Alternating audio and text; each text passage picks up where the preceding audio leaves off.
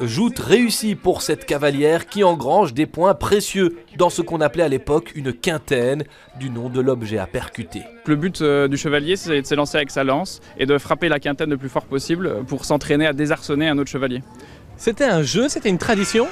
Alors c'était un jeu en fait en temps de paix pour pouvoir s'entraîner à la guerre quand il n'y avait pas besoin de chevaliers pour faire la guerre. À 2 pas de là, on chauffe, on frappe, on forge exactement comme à l'époque. La forge existe depuis tellement longtemps, elle s'adapte au fur et à mesure des époques, etc.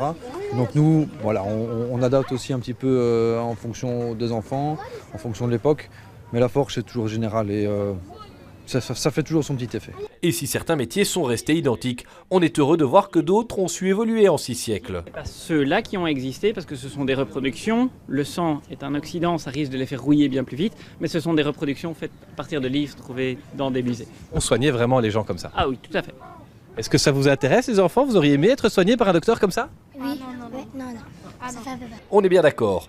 Pourtant, avouons-le, par moments, on se croirait vraiment de retour dans le passé. Il y a beaucoup de passionnés, c'est vrai que c'est un peu une sorte de microcosme et donc on arrive à les convaincre de pouvoir venir à la fois pour exposer leur art, exposer ce qui se faisait à l'époque. Il y a un côté didactique, apprentissage aussi qui me semble assez important. Pour ceux qui veulent se frotter à l'ambiance, le village Renaissance de Lomegang prend ses quartiers dans le parc de Bruxelles jusqu'à samedi.